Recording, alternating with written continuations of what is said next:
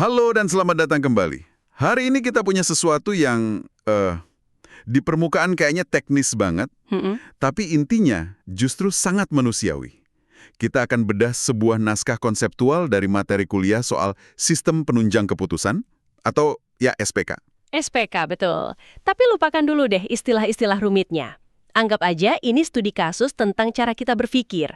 Naskah ini tuh dirancang buat nunjukin satu hal. Betapa bedanya cara kita ambil keputusan penting sebelum dan sesudah kita dibantu semacam kerangka kerja. Kerangka yang terstruktur? Iya, betul. Jadi, misi kita hari ini adalah jawab satu pertanyaan inti. Apa sih yang sebetulnya berubah dalam diri kita waktu keputusan itu nggak lagi murni dari intuisi? Nah, pertanyaan itu menurut saya itu kunci buat buka semuanya. Kita sering kali kan kalau dengar kata sistem yang kebayang langsung, Kode, algoritma. Ini justru narik kita mundur ke titik nol. Fokusnya bukan apa yang bisa mesin lakukan, tapi gimana hadirnya sebuah struktur, bahkan yang paling simpel sekalipun, itu mengubah cara kita diskusi, cara kita debat. Dan peran kita sebagai manusia di dalamnya ya. Betul sekali. Pergeserannya itu mendasar banget. Setuju. Oke, biar kita bisa ngerasain langsung pergeseran itu, materi ini ngasih kita sebuah skenario yang rasanya relate banget lah. Coba deh, Anda posisikan diri jadi tim seleksi di universitas. Oke. Di depan Anda ada 100 nama mahasiswa. Tugasnya, pilih 10 orang terbaik buat program beasiswa super prestigius. Taruhan Anda tinggi, ini bisa mengubah hidup mereka. Skenario klasik yang tekanannya tinggi. Setiap keputusan dampaknya besar, dan yang lebih penting, setiap anggota tim itu pasti datang dengan pandangannya sendiri soal apa itu terbaik. Nah, itu dia poinnya. Tim Anda dibekali data. Ada IPK, daftar prestasi, data kehadiran, sama catatan keaktifan organisasi. Sekarang kita masuk skenario pertama. Nggak ada sistem apapun. Kosongan ya. Prosesnya organik. Ya, prosesnya jalan gitu aja. Menurut naskah ini yang terjadi kira-kira gini. Data-data itu dicetak atau kesebar di beberapa file. Meja rapat itu penuh kertas. Terus setiap anggota tim mulai nyebutin jagoannya masing-masing. Dan disinilah dramanya dimulai. Seorang profesor senior mungkin langsung nunjuk kandidat dengan IPK 4,0, terus bilang, ini jelas ini yang terbaik. Angka tidak pernah bohong. Pasti ada yang ngomong gitu. Pasti. Tapi anggota tim orang yang dulunya aktivis kampus bakal nimpalin. Tunggu dulu. Kandidat yang ini IPK-nya emang 3,7, tapi dia ketua BEM, prestasinya segudang. Ini bibit pemimpin. Dua-duanya benar dari sudut pandang masing-masing kan? Benar. Belum ada bahasa yang sama. Akibatnya, ya bisa ditebak.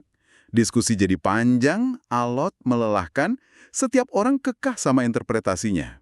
Ujung-ujungnya karena harus ada keputusan yang terjadi apa? Kompromi. Tukar guling kandidat ya? Bisa jadi. Oke, saya setuju ambil kandidatmu, kalau kamu setuju ambil kandidat saya. Atau yang lebih sering, keputusan diambil berdasarkan, intuisi. Muncul kalimat kayak, saya punya feeling bagus soal anak ini. Atau, auranya nunjukin dia punya potensi. Yang menarik di sini itu apa yang terjadi di bawah permukaan. Proses kayak gini bukan cuma nggak efisien, tapi juga buka pintu buat jebakan-jebakan pikiran kita. Bias kognitif. Oke. Bukan berarti timnya niatnya jelek ya. Tapi otak kita kan memang cari jalan pintas. Contohnya, confirmation bias. Kalau seorang penyeleksi dari awal udah yakin IPK itu segalanya, dia bakal cenderung, fokus ke data IPK aja. Data prestasi lain diabaikan. Mencari pembenaran atas keyakinan awalnya ya? Persis. Ada juga halo effect. Satu prestasi yang keren banget, bikin kita otomatis nganggep semua aspek lain dari kandidat itu pasti keren juga. Jadi, tanpa struktur, kita sebenarnya lagi ngebiarin bias-bias tak sadar ini ngambil alih ruang rapat, gitu ya? Tepat. Dan naskah ini ngerangkum hasilnya dalam 3 kata. Pertama, keputusannya subjektif. Mustahil ngejelasin secara runut kenapa Budi akhirnya lebih unggul dari Ani kalau data mereka mirip-mirip. Jawabannya sering balik ke kesepakatan atau intuisi. Oke. Kedua, keputusannya tidak konsisten. Coba deh, tim itu dibubarin, terus bentuk tim baru dengan orang beda. Hasilnya bisa jadi 10 nama yang sama sekali lain. Ini nunjukin kelemahan di prosesnya, bukan di orangnya. Dan yang ketiga ini, mungkin yang paling sering kita lihat, keputusannya sangat bergantung pada dominasi. Ini. Artinya, siapa yang paling vokal, paling senior, atau paling jago argumen, opininya yang paling mungkin menang. Keputusan yang diambil belum tentu yang terbaik berdasarkan data, tapi yang paling kuat disuarakan. Ini potret dunia yang digerakkan oleh intuisi, negosiasi, dan ya dinamika kekuasaan personal. Gambaran yang jelas banget dan jujur, cukup familiar. Oke, itu tadi dunia perdebatan tanpa akhir. Sekarang kita putar ulang skenarionya. Ruangannya sama, 100 kandidatnya sama. Datanya pun identik. Betul. Tapi kali ini, kita tambahkan satu pemain baru ke ruangan itu. Sebuah sistem penunjang keputusan. Penting buat digarisbawahi ya. Sistem di sini bukan berarti robot canggih yang ngambil alih. Dalam konteks naskah ini, sistem itu, ya, pendekatan terstruktur yang disepakati bersama. Bisa jadi sesederhana spreadsheet yang dirancang dengan baik. Benar sekali. Dan fungsi sistem ini, menurut naskah yang kita bedah, simpel aja. Pertama, semua data kandidat disatukan dalam satu database. Nggak ada lagi kertas berantakan. Semua lihat satu sumber kebenaran yang sama. Iya. Kedua, dan ini yang paling krusial, sistem maksa tim buat nyusun kriteria penilaian secara eksplisit. Di awal. Semua harus sepakat apa aja yang mau dinilai. Langkah ini ngubah segalanya. Tim jadi nggak bisa lagi langsung bahas nama. Mereka harus bahas prinsip dulu. Mereka dipaksa jawab pertanyaan fundamental. Apa definisi mahasiswa terbaik menurut kita? Persis. Apakah murni akademis atau kombinasi sama kepemimpinan? Atau daya juang? Debatnya jadi soal itu. Betul. Nah, setelah kriteria disepakati, fungsi ketiga sistem adalah nyediain mekanisme buat ngasih bobot. Betul. Tim bisa berdebat dan akhirnya mutusin misalnya. Oke, kita sepakat IPK bobotnya 40%, prestasi 30%, organisasi 20%, kehadiran 10%. Aturan mainnya jadi jelas dan berlaku sama untuk semua. Iya. Terakhir, berdasarkan semua itu, sistem akan ngolah data dan boom, keluar peringkat objektif kandidat dari 1 sampai 100. Ini nggak gampang. Bayangin perdebatan antara kubu akademis murni sama kubu pengembangan diri. Bisa jadi medan perang baru itu kan? Justru itu poin yang menarik banget. Dan naskah ini seolah-olah udah ngantisipasi pertanyaan itu. Perdebatan itu emang terjadi. Tapi perhatikan deh kualitas perdebatannya. Diskusinya bukan lagi, menurut saya si Budi lebih hebat.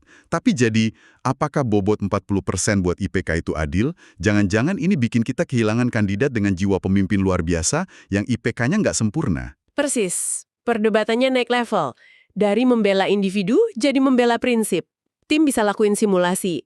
Oke, coba kita ubah bobot prestasi jadi 40% dan IPK 30%. Apa yang terjadi sama peringkatnya? Mereka bisa lihat langsung dampaknya. Diskusi jadi jauh lebih konstruktif. Nah, disinilah ada satu kalimat kunci dari materi kita yang menurut saya kuat banget.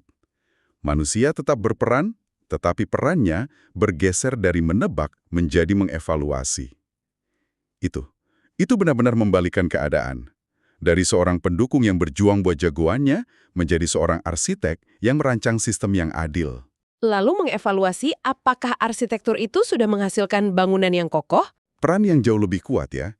Jadi apa artinya semua ini kalau kita sandingkan keduanya? Oke, mari kita jajarkan. Di satu sisi, tanpa SPK, kita dapat keputusan yang subjektif, logikanya sulit ditelusuri karena sebagian besar terjadi di kepala masing-masing orang, dan hasilnya Tidak konsisten. PK, keputusannya jadi lebih rasional karena basisnya aturan yang disepakati. Keputusannya dapat dijelaskan. Kalau ada yang nanya, kenapa kandidat A terpilih, tim bisa nunjukin ini kriterianya, ini bobotnya, ini skor akhirnya. Sangat akuntabel. Dan yang terakhir? Dan terakhir, prosesnya dapat diulang, artinya adil dan bisa diandalkan. Saya paham soal rasionalitas dan akuntabilitasnya, tapi apa nggak ada risiko kita jadi terlalu robotik, terlalu kaku sama angka gitu, terus kita kehilangan kemampuan buat nangkep sesuatu yang nggak terukur? Misalnya potensi, karakter. Iya, atau percikan ide cemerlang yang nggak bisa diwakili skor.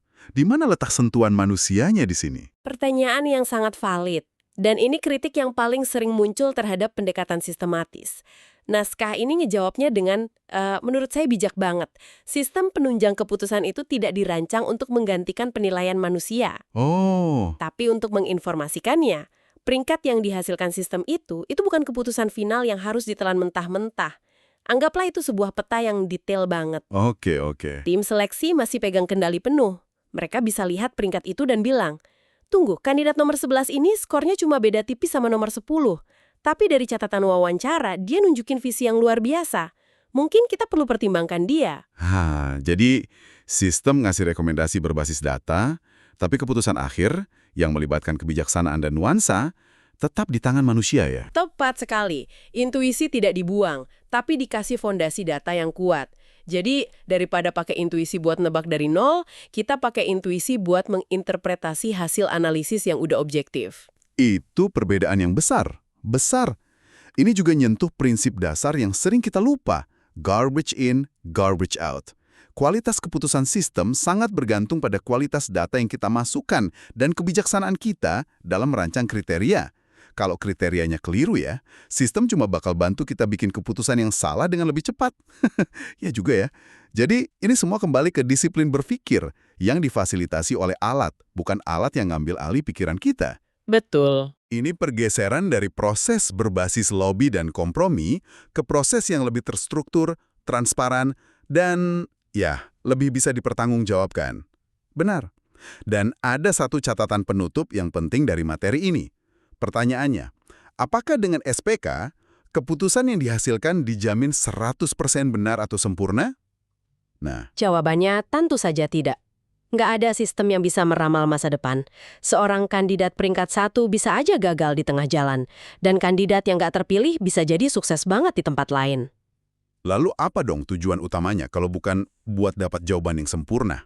Tujuan utamanya bukan buat nemuin kebenaran absolut, tapi untuk secara drastis mengurangi potensi kesalahan dan bias yang melekat pada sifat kita sebagai manusia. Tujuannya memperbaiki prosesnya. Memperbaiki prosesnya, bukan hasilnya. Iya, SPK itu ibarat kacamata yang bantu kita lihat masalah lebih jernih, bukan bola kristal yang ngasih tahu semua jawaban. Kualitas keputusan kita pada akhirnya tetap bergantung pada kebijaksanaan kita dalam memakai kacamata itu. Sebuah perspektif yang sangat membumi. Ini bukan tentang menyerahkan nasib ke mesin, tapi gimana kita bisa jadi pengambil keputusan yang lebih baik dengan bantuan struktur dan data. Oke, ini benar-benar ngasih gambaran yang utuh. Sebagai penutup, saya jadi kepikiran sesuatu buat Anda renungkan. Silakan. Tadi kan kita bahas soal pergeseran peran ya.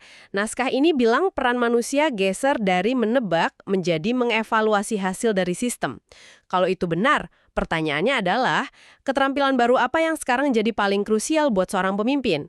Kalau bukan lagi sekedar intuisi yang tajam, terus apa? Kemampuan merancang sistem yang adil? Kemampuan baca data? Atau justru kemampuan untuk tahu kapan harus mengabaikan rekomendasi sistem dan mengikuti kebijaksanaan kita? Sesuatu untuk kita pikirkan bersama.